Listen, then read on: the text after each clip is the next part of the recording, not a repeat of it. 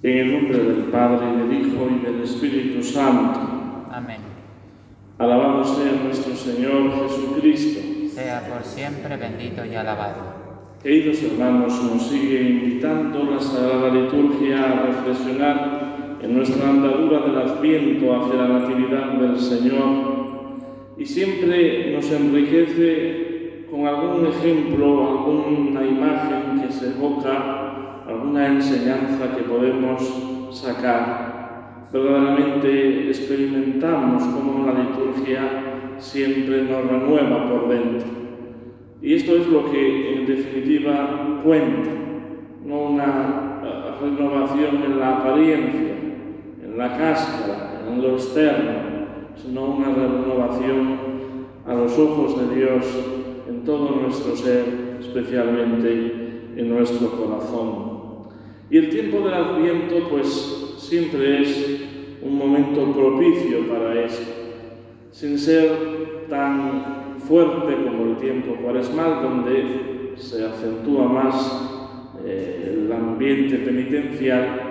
El Adviento, aunque es breve, pues nos va presentando esa exigencia de prepararse para el advenimiento de Jesús, pero también en un ambiente verdaderamente tierno por lo que supone la evocación de la Navidad, de ese niño recién nacido, que es el Verbo hecho carne, de la Santísima Virgen, de San José, la Sagrada Familia, todo lo que contemplaremos en poco más de una semana, la adoración de los pastores, de los magos de Oriente. Todo va de alguna manera poniendo de relieve pues esa ternura, esa suavidad del Dios que se hace presente, no con grandes signos fuera de lo normal, sino en algo tan cotidiano como el nacimiento de un niño, y esto pues en unas circunstancias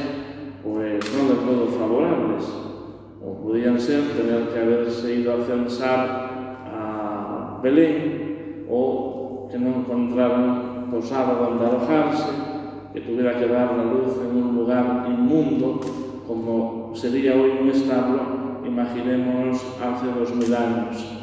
En definitiva, pues, el modelo de Dios siempre nos presenta una realidad que está por encima de nuestras expectativas, pero que muchas veces también nos causa esa impresión de romper nuestros esquemas. Y así, pues, estamos a pocos días de vivir el domingo Gaudete, que es un momento de gozo ante la proximidad de la Natividad del Señor, pero después nuevamente la liturgia de la Iglesia hace una llamada a aumentar la penitencia, la oración, con la celebración de las témporas del Adviento.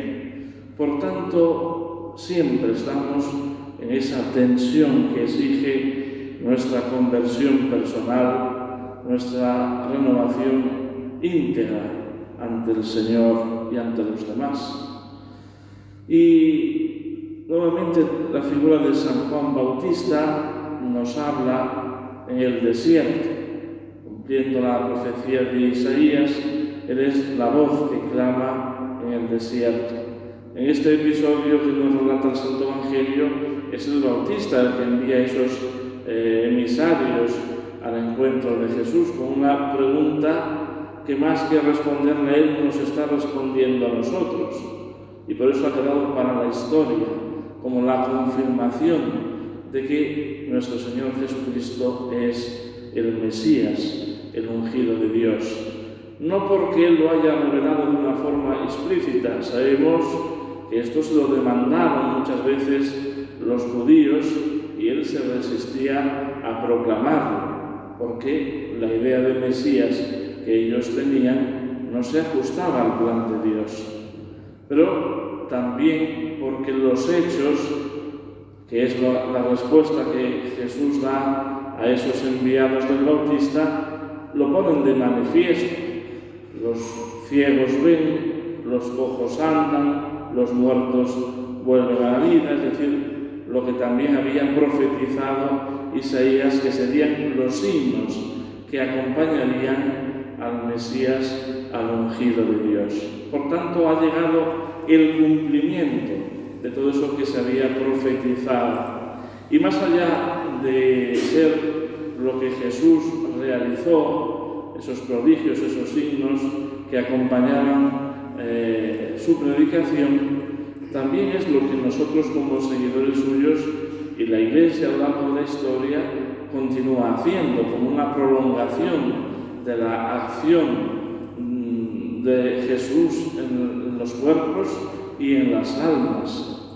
Evidentemente no mediante unos signos y prodigios tan llamativos, aunque en algunos casos sí lo son, pero sobre todo porque nosotros, ejercitando la caridad, practicando las obras de misericordia, con espíritu de fe, es decir, viendo, reconociendo el rostro del Señor en los más vulnerables, estamos llamados a ser, muleta de los que andan cojos por este mundo, ayudar a ver a los que la ceguera de su egoísmo, de su cerrazón, de su incapacidad para ver más allá, les impide ver con claridad el misterio de Dios. En definitiva, todo esto que tenemos nosotros que cumplir y que vivir en nuestra vida si queremos ser verdaderamente imitadores del Señor. Pero hay también un reproche que Jesús dirige a la multitud. ¿Qué habéis salido a ver en el desierto? ¿Una caña sacudida por el viento? ¿Un hombre vestido con ropajes lujosos? Bueno, pues la estética del Bautista precisamente nos habla de todo lo contrario, de la austeridad, de la sencillez de vida, de la confianza y abandono en la providencia de Dios. El Bautista no era un miserable que no tenía donde caerse muerto. Su padre era un sacerdote del templo. Tenían una casa, cuando uno visita Tierra Santa, antes de subir a Encarem, está la casa de Zacarías y después en la montaña la casa de Santa Isabel, por lo cual tenía donde habitar, si quisiera, cómodamente, pero se va al desierto proféticamente para hacer esa llamada a la conversión que suscita su propio ejemplo, su propio testimonio de vida. Y esto también nos hace falta muchas veces a nosotros, ¿no? Que nuestras palabras, por muy sólidas y argumentadas que estén, vayan acompañadas de nuestro compromiso cristiano. Ahí todos necesitamos crecer, o en las palabras del Bautista nos señalaba hace 2 días, menguar para que sea el Señor quien crezca en nosotros. Él no era una caña sacudida por el viento, verdaderamente el Bautista era un hombre de una pieza. Era una persona que tenía esa capacidad de ir contracorriente y de poner el dedo en la llaga, como se suele decir, señalando el error, señalando la mentira, el pecado de los hombres. Pero es que su propia vida era una denuncia de todo aquello que era contrario o que es contrario al Señor. Por eso, en esa hilera de personas que había hacia el Jordán, la mayoría de ellos eran pecadores públicos, eran aquellos indeseables para la sociedad o para los estamentos pudientes de Israel o dirigentes, y sin embargo estaban despiertos, como estos días nos invita reiteradamente la Sagrada Liturgia a estar a esa clave de conversión que el propio Bautista suponía con su predicación. Los otros, pues, estaban bien asentados en sus puestos de mando, sembrando sospechas, murmurando, y como bien dice el Evangelio, por miedo al pueblo que estimaba al Bautista, pues no hacían nada contra él.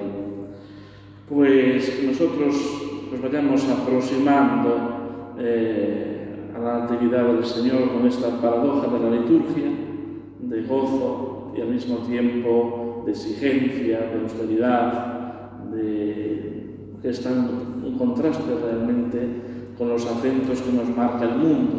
que nos marca la sociedad para estos días. Y algunos, como dije el año pasado, ya están hartos de polvorones y de turrón a estas alturas y aún no hemos empezado. Pues que realmente sepamos vivir con ese espíritu del desierto de Judea, del Jordán, que llamaba tantos a la conversión, que suscite en nosotros un movimiento en nuestro corazón de volvernos al Señor, de escuchar su voz. En el nombre del Padre, y del Hijo, y del Espíritu Santo. Amén.